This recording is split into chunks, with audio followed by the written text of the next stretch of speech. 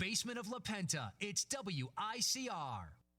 Hello, Iona College. Welcome back to the Sports Vault. Jersey Joe and Big Shot Rob rolling along, and if you saw us on the live stream during the break, you see we have our new banner.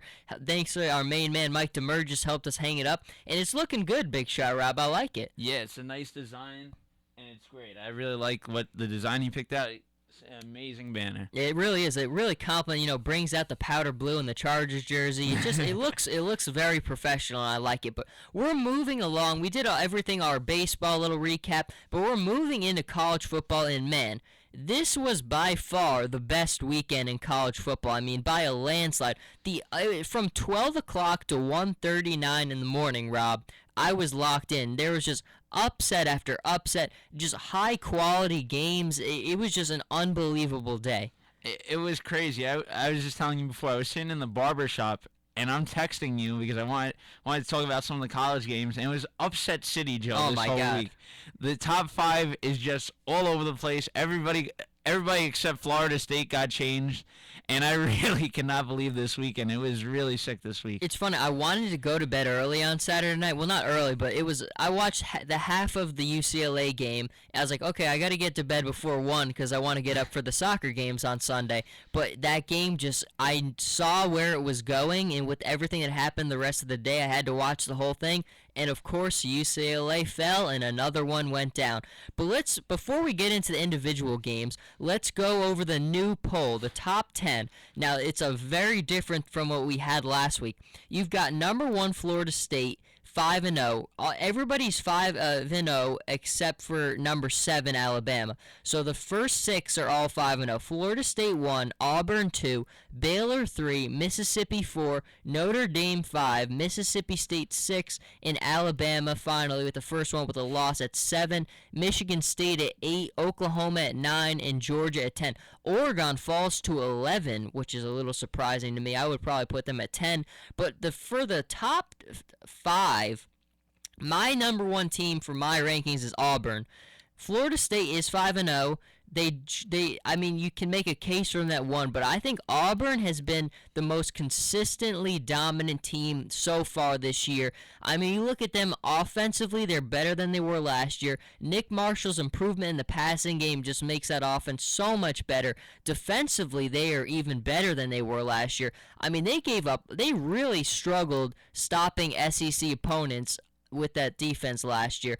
That defense is much better this year. For me, Auburn is the best team in the country, but Auburn's going to lose eventually because Auburn's schedule is just insane. They play Mississippi State this week. They still have games against Alabama. I think they still have a game against Georgia. So they have just a brutal schedule. They're going to lose somewhere. It's the nature of the SEC, but for me, they've been the most consistent. They're the best team to me. Yeah, they're the same to me, Joe.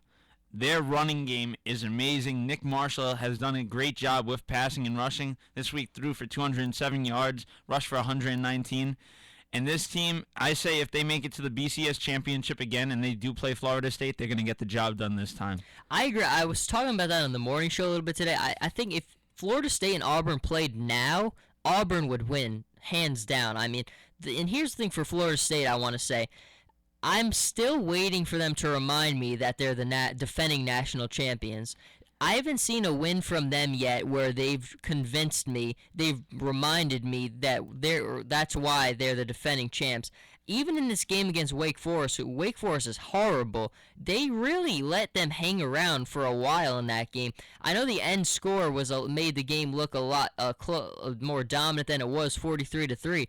But until about the early third quarter of that game, it was a 16-3 game. I mean, Florida State kind of got pushed around a little bit by that defense for a little while in that game. So Florida State, I'm a little weary of. I really am. And Jameis Winston, Joe, I'm not even sold on him as a top quarterback this year. I'm really not pleased with how he's performed this year. Last year it really amazed me with the numbers he was putting up. This year, I don't know what is up with him. He's had that whole thing where he got suspended. And I'm not really proud with this Florida State team. I don't see them finishing number 1 this year at the end of the season. Well, that's the next thing I want to go to is anyone in college football going to finish the year undefeated this year? I don't think so. I think Florida State's the only one who might, and that's because they just don't play the schedule like an Auburn does, like an Alabama does. And I think Florida State, there's only one game upcoming against Notre Dame where they might. I think they'll still win that game, but that game's going to be fun to watch. But I think Florida State at the end of the day will probably go undefeated. But I would put a one-loss Auburn team over Florida State every day. I mean, just Auburn, that one loss is going to be against a quality opponent, and it's not going to really take much away from them for me. But let's go to the Mississippi teams. The Mississippi teams were the headline of the weekends. Mississippi beating Alabama. Mississippi State beating Texas A&M. In Mississippi State, first I'll go to. I mean, Mississippi State beats LSU. They beat Texas A&M. And, Rob, you know who they play this weekend? No. The Auburn Tigers. So you go from LSU to A&M to Auburn. I have them losing to Auburn this weekend, but look, that is a brutal stretch, and that's the SEC, folks. I mean, that's what you deal with when you play in the SEC. You're playing a quality, just top-tier program every single weekend, and unfortunately for Mississippi State, I think they're going to finally lose this game on Saturday. It'd be nice to see them win it, though. It would. I know we like Auburn, but if they win it, they are going high up in the rankings. Oh, absolutely. They played so great. I cannot believe my Aggies lost this week. Kenny Hill struggled, and they took full advantage of it. And here's the thing for Kenny Hill is, guess who Mississippi plays now? Mississippi. The Aggies? Yes, they do. Yes. So you got Ole Miss now playing the Aggies, and look, they could very well lose that game as well. It's just the SEC, and I'm a little bit higher on Mississippi State than I am Mississippi. I'm not the biggest fan of Bo Wallace. He's a little inconsistent for me. So I would probably go with Mississippi State over Mississippi. We're saying Mississippi a lot on this show. It's a little bit of it takes a little bit out of your tongue there. But, man, I mean, it's just going to be great to see both of them play again this weekend. Two more great games. I can honestly see both of them lose. I can see them both winning. I mean, it's you never know in the SEC. It's going to be tough games either way. But let's go on to number 11, Oregon. I mean, Oregon I would probably put at 10 for me, but I am very, very disappointed in Oregon. I mean, they could have lost 2 back-to-back home games. I mean, they could not stop Washington State the previous week. And this week, they just, man, Arizona went in their building and pushed them around in Eugene, Oregon. And the main thing I've seen from Oregon is that offensive line is just banged up. You're missing some guys, and Marcus Mariota has been running for his life. I think he's had a good year, but Oregon just defensively they struggle to stop people, and that offensive line struggles protecting Marcus Mariota. And it's disappointing because I would have loved to see Oregon in the playoff, but you look at the way things would have to fall for them to really end up getting one of those spots now. It's going to be tough. I mean, these SEC teams are now dominating the field. And you even look, Joe, though, Thursday night, that loss with Oregon, even the penalties. Oh, those man. are some stupid penalties. I saw one play where Solomon, the quarterback for Arizona, got slammed. Yeah. Got his head twisted. And there's no reason to do something like that. And then with the taunting penalty at the end, which set Arizona up, moved them up, and they scored the touchdown instead of just settling for a field goal, that really cost Oregon this week. Absolutely. Now, I want to talk a little bit about Ohio State at 15. Now, I don't really want to get too much out of the top 10, but I think Ohio State for me, we were on this show, we were talking about we sold Ohio State, we were completely off Ohio State ship when Braxton Miller was out for the year. Rightfully so. I mean, you look at Ohio State defensively, there's not a ton of talent there. They still have a lot of problems, but I think J.T. Barrett deserves a lot of credit because even it was a tough transition for him. I mean, for a guy like that who was not expecting to play this year behind a very good quarterback in Braxton Miller, the more I've seen Ohio State since their loss to Virginia Tech, I really like them. I mean, they're playing Rutgers next, and Rutgers has played very well this year. They just beat Michigan this past weekend, but I think Ohio State has a legit chance to win the Big Ten. I like Michigan State, but I think Urban Meyer's you can never count Urban Meyer's teams out no matter what happens. And J.T. Barrett, to be honest, has really improved. I mean, he's getting better. He's playing well. He's really moving that offense down the field. So I think I'm keeping my eye on Ohio State because I really do think they could end up without another loss this year. And if they keep on progressing, they could win the Big Ten for me. Oh, they can, Joe. This team, I said the same exact thing with Braxton Miller. Very scared when he went down. But J.T. Barrett really stepped it up. You look at his first 2 starts, Joe, he threw for 3 touchdowns and 4 picks. And since then, his last 3 games, he's thrown for 14 touchdowns, 1 interception. And he's just really stepped it up. And I feel that he's going to help lead this Ohio State team. See, I love the incorporation of the stats right there, Big Shot Rob. We agree, and you put the stats up to back it up. I love it. Now let's go to one more team in the top I want to talk about is Notre Dame. I'm curious to get your thoughts on Notre Dame, Rob, because for me, I like Notre Dame a lot. I mean, big win against Stanford, 5-0, number 5 ranking. In Florida, and Notre Dame's got a couple more tough games on the schedule. They still play USC, they still play Florida State, but I think Notre Dame's going to have the ability to hang in all these games and possibly win them. You look at Everett Golson, I've said it so many times.